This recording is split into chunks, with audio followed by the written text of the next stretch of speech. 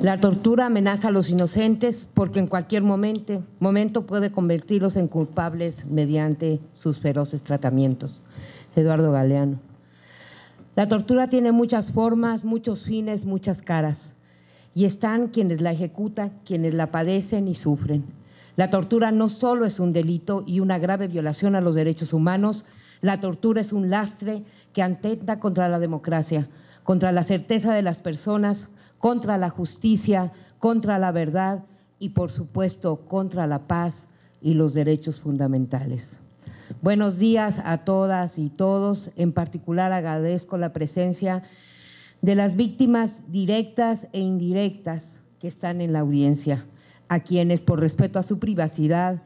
me han solicitado no mencionar sus nombres. E invito a todos los presentes a esta presentación pública de las recomendaciones 5, 6, 7, 8, 9, diagonal todas 2018. Seamos respetuosos de quienes vienen a este evento a escuchar el pronunciamiento de esta comisión sobre hechos violatorios de derechos humanos cometidos por la autoridad como una forma de satisfacción inicial a su larga lucha por la justicia. La prohibición de la tortura es uno de los pilares fundamentales en el que se basa el andamiaje de protección de los derechos humanos, al grado tal que es considerada una norma imperativa de derecho internacional que no admite pacto en contrario. En otras palabras, nunca y por ninguna circunstancia está permitida la tortura. Las obligaciones constitucionales, convencionales y legales aplicables a las autoridades de la Ciudad de México son amplias y vastas y datan desde hace varias décadas atrás. Entre ellas destaca la propia Constitución Política de los Estados Unidos Mexicanos en sus artículos 1, 18, 20A y 22,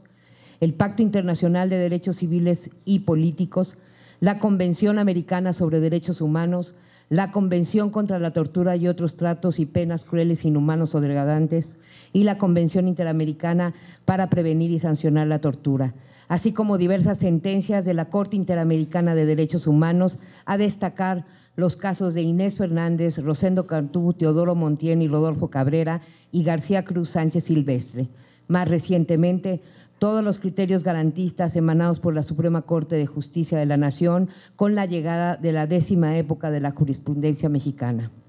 No obstante lo anterior, México ha sido recomendado y sentenciado por diversos organismos internacionales de derechos humanos. Destaca entre estos el pronunciamiento que hizo el relator contra la tortura Juan Méndez en su visita a México en el 2014. Cito: la tortura es generalizada en México, ocurre especialmente desde la detención y hasta la puesta en disposición de la justicia y con fines de castigo e investigación. Además, identifico varias causas de la debilidad de las salvaguardias de prevención de la tortura, así como serios problemas en las condiciones de detención. Fin de la cita. Finalmente, fue motivo de preocupación para el relator el conocer de casos en los que jueces y juezas no ordenaron al Ministerio Público iniciar investigaciones por el delito de tortura después de que se les hicieron de su conocimiento los hechos que sufrieron. Para el caso de la Ciudad de México es preciso destacar los diversos pronunciamientos que ha hecho esta comisión con el propósito de erradicar este terrible flagelo. La primera recomendación que en su historia emitió este organismo público fue por tortura y desde 1994 hasta este momento, es decir, 25 años después, un cuarto de siglo después, se han emitido más de 50 recomendaciones por este tipo de violación. Una propuesta general, 6 recomendaciones por tratos crueles, inhumanos y degradantes que representan a más de 280 víctimas. Al día de hoy se tienen en trámite 430 quejas relacionadas por la violación a la integridad personal, muchas de ellas por posibles actos de tortura.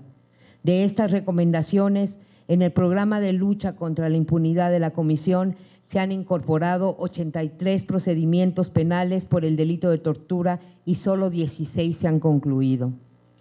Esta frecuencia de comisión de actos de tortura y la permisibilidad para cometerla nos pone a todas las personas de la Ciudad de México en riesgo de ser víctimas de tortura. Como acabamos de escuchar, en un contexto generalizado, la tortura puede pasarnos a cualquiera. Está altamente documentado que la tortura, además de que es ética y legalmente inaceptable, no sirve para cumplir los propósitos de justicia que promueven los partidarios de esta práctica. Una persona que está siendo torturada es llevada hasta el límite de su resistencia y es capaz de decir o hacer cualquier cosa que le pidan. Así, en casos en los que una persona confiesa haber cometido un delito, las víctimas del mismo nunca tendrán la certeza de que esa persona es la responsable. Es decir, a esas personas también se les violenta su derecho a la verdad y a la justicia. Además, la severidad de la tortura se intensifica y agrava cuando se utiliza la violencia sexual como parte de los castigos y humillaciones que se infringen en contra de las personas, en particular contra las que están privadas de libertad en los centros de reclusión, porque se parte del supuesto de que están a entera disposición de la autoridad. Esta comisión considera que la tortura se debe desentrañar para conocerla y comprenderla y, por ende, encontrar las soluciones más eficaces para combatirla y erradicarla. Por eso es que se construyeron 5 instrumentos recomendatorios, de los cuales cada uno resalta un patrón de actuación de las autoridades. La recomendación 5/2018 son 20 casos en los que las denuncias realizadas por tortura fueron desestimadas, ya que se determinó el no ejercicio de la acción penal o bien la reserva de la investigación, aunado a que varias de estas averiguaciones fueron iniciadas por el delito de abuso de autoridad y no por el delito de tortura, lo que refleja la impunidad con la que actúan las autoridades, ya que no son castigadas por el delito. Recomendación 5/2018 por tortura e impunidad. El instrumento recomendatorio,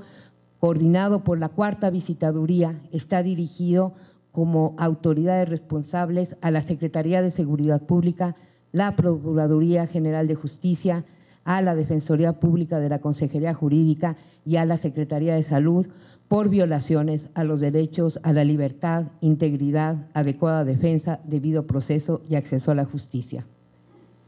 En la recomendación bajo el número 6/2018 se identificó el patrón del uso de la tortura como método de investigación, ya sea para obtener información o declaración de autoinculpabilidad, hechos cometidos durante la detención y el traslado, así como en los centros de retención, como son las agencias del Ministerio Público. Esta recomendación fue coordinada por la 1ª Visitaduría y está dirigida a la Secretaría de Seguridad Pública y a la Procuraduría General de Justicia por vulneraciones a los derechos a la libertad e integridad personal, así como debido proceso y acceso a la justicia. La recomendación 7/2018 fue coordinada por la 2ª Visitaduría y a esta contiene 7 casos de tortura cometidos en contra de personas privadas de libertad con la finalidad de castigarlas, y nos pone frente a un problema que se creía resuelto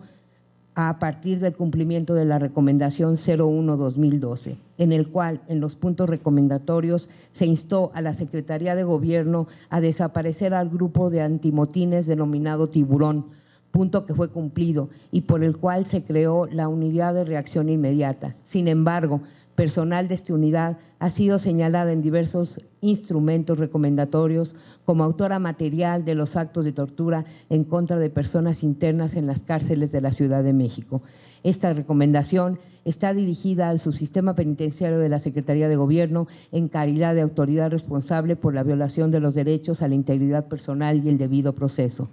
La recomendación 8/2018 muestra una vulneración de la cual la información es escasa debido a diferentes factores como son el machismo, los estereotipos y la discriminación, que tiene consecuencias como el ocultamiento por parte de las víctimas por temor a ser juzgado o rechazado por las personas a su alrededor, el desprecio de las autoridades hacia las víctimas cuando denuncian, así como la falta de identificación como violencia sexual por parte de las autoridades obligadas a hacerlo, como son los peritos en materia de salud. De lo que hablamos es de tortura sexual cometida en contra de hombres en centros de reclusión. El instrumento recomendatorio se realiza bajo la coordinación de la Segunda Visitaduría, al igual que la Recomendación 7/2018, está dirigida al subsistema penitenciario dependiente de la Secretaría de Gobierno por las violaciones al derecho a la integridad personal. La última recomendación que presentamos el día de hoy es la 9/2018 y está relacionada con el uso de violencia sexual como forma de tortura por amenazas de violación en contra de mujeres. Se abordan diferentes contextos derivados tanto del momento y el lugar de los actos de tortura como de las autoridades que la ejecutaron. Es así que este proyecto fue realizado de manera coordinada con la primera, segunda y cuarta visitaduría, que de acuerdo a la materia que desarrollan, investigaron los casos de las mujeres víctimas en este proyecto recomendatorio. En la recomendación son 3 los casos documentados en las que servidores públicos de la Procuraduría General de Justicia y la Subsecretaría del Sistema Penitenciario violentaron los derechos de libertad e integridad personal, así como el debido proceso. Estas recomendaciones contienen puntos recomendatorios para 74 víctimas directas y 38 víctimas indirectas, a favor de las cuales esta comisión pide que se reparen de la siguiente forma: indemnizar por daño material, inmaterial o al proyecto de vida, brindar atención médica y psicológica para quienes lo requieran, dar vista a la Contraloría Interna o a la Fiscalía Especial para Investigación de los Delitos cometidos por servidores públicos según corresponda, integrar, determinar o, en su caso, reaperturar averiguaciones previas por el delito de tortura contra las autoridades responsables, instruir a los servidores públicos que presencien o conozcan de casos de tortura el dar vista o denunciar ante las autoridades ministeriales, tener una actitud más proactiva por parte de las y los defensores públicos cuando se presencien actos de tortura, instruir al personal de salud a que realice de forma adecuada las certificaciones médicas,